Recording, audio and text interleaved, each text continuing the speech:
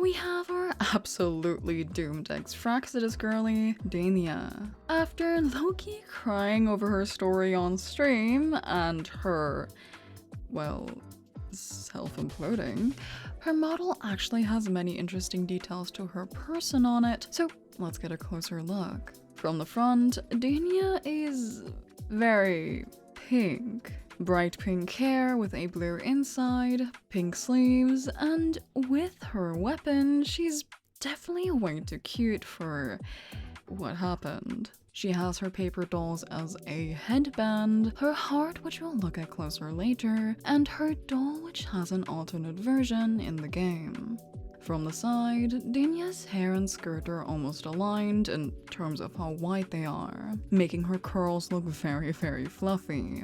On this side, we also have her little hairdo bow, her fluffy sleeves with red gloves, and her shoes, which are basic dark brown blackish pumps.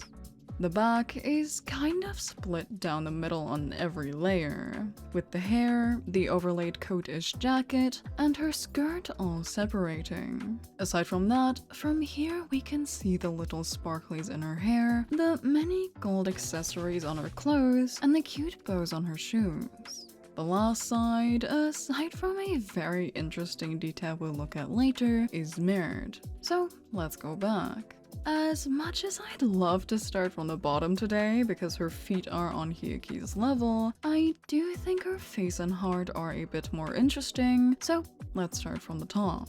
Denia's face is very beautiful, and intentionally so. While we know that she has a dangerous second form, her base form reminds me of a deer or a sheep. Think kind of wolf in sheep's clothing type. Her iris is in theme with her blue and pink color scheme and has crescent highlights and some color arranged like a star, with her pupil making the kind of fifth edge of the star here. She has inset blush, a little light lipstick, a permanent smile, and to underline the deer-like eyes, deeper pink eye bags or aegyosal. Denia's visual mesh has a lot of new emotions, as we've seen in the story quest itself. Despite herself, she is oddly very expressive, and as we know, if one character has it, all in the future will hopefully as well, which I'm excited for. Her hair is majorly pink on the outside, with lots of little light blue gradients and highlights. The bangs are swept to one side, with two arches at the top. A little bun on the side, secured by this big white and small brown bow, and many locks at the front, with one long and one short, and 4 on the back. The ones on the back also have little highlights which do glow in the game.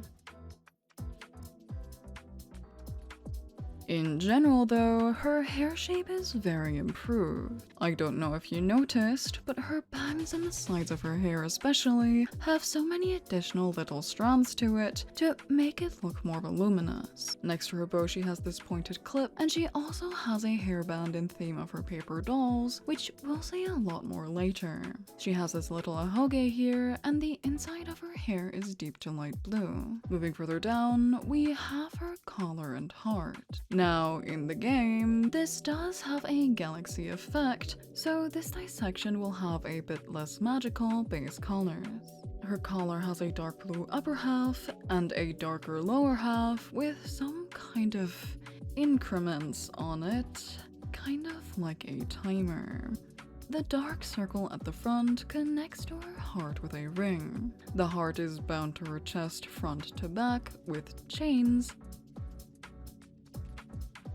It also has a chain going down to this bow on her dress, down to this triangle gem at the very bottom. Interestingly, since she never takes off the chains, there's inset shading directly copying the chest piece. So no matter from which angle, it throws a shadow. She also has straps to hold her dress here, ending with these cute little bows she has all over. Looking at the arms, they're both mirrored aside from one key detail. While the text is usually just random text or affiliations, her arms actually say Your flesh is a cage, and I will set you free. I fucking hate it here. Regardless, her sleeves have this very fluffy material, which I've left open on the back a bit. You see, the way fur works without making it too busy is that the base material is quite light to fill in these boxes here. This helps minimizing the mesh the model needs for full fur rather than just boxed images. Since the sleeves are shoulderless, the actual sleeve has this brown braided rope up here with a blue gem and the end having this gold tip. Aside from this, the sleeve has a white to darker pink gradient, embedded white stars near the end, and gold lining around the writing we discussed earlier, and around where the fabric would end, like the split here too. Underneath, she has a translucent mesh-like frilly layer. All the way down, we have her gloves, which have this very ominous looking cuff to them, which kind of makes it look like she can't take them off. Generally though, they're red with another paper doll in gold on the back and a silver ring on her middle finger. Going back to her chest, her dress has 3 layers in total, 4 if we count her little cape thing. The main upper layer is white with little ruffles, lines for the bodice, a white bow with gold lining, with a little piece for her heart we saw earlier, and generally many cuts to show the brown underlayer.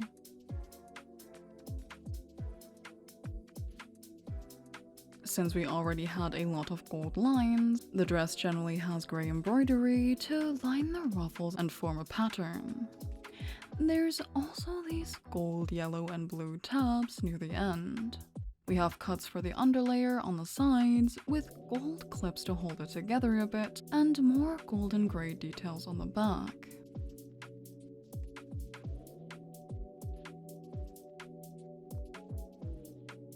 Attached via this white bow, I assume, is her little teddy bear.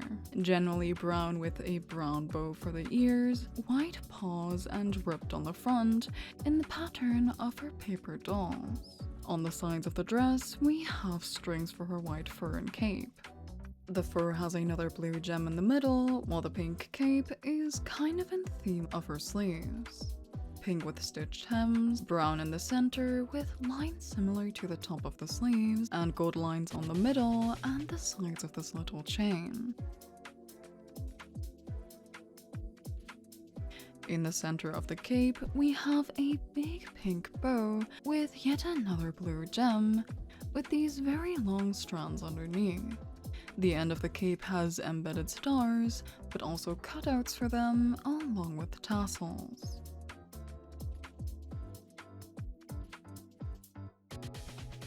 Taking away the white dress, the brown layer actually isn't as big as it seems, probably to avoid clipping, only being the parts shown by the upper white layer. The brown layer is just as frilly, with embedded darker stars and an intricate gold pattern. Underneath the brown layer, we have a dark blue underskirt with light blue lines drawn across. Even if it isn't as visible, Denia wears bloomers under her dress. These are similar to her brown underlayer, being frilly with flower embroidery, but also has this white part with another bow. She also has a belly button. Further down, Denia doesn't have any fabric on her leg, but she does have this mole here. All the way down, we have her shoes. These are absolutely adorable. Not only are they in theme with her dress, as well as with the color and gold details, but we also have a big brown bow at the back to secure them. Little heels, more gold lines and ridges on the underside, and writing that says "Do Swidania." Again, I hate it here. Her feet, as I've mentioned, are similarly detailed to Hyaki's, with visible bones and blue veins, though they aren't fully modeled. Denia's story is so beautifully tragic that I really can't decide if I want her to stay dead or come back like Aime. Having a character die fully can make things more impactful, along with making dead characters officially playable. But with how cute her design is and her relationship with Siggy, I have to be honest, I kept her cake in hopes she'll come back. With how different her Threnodian resonator form is, I'll probably make a separate video for that. I hope you enjoyed, and happy birthday, Denia. Bye bye.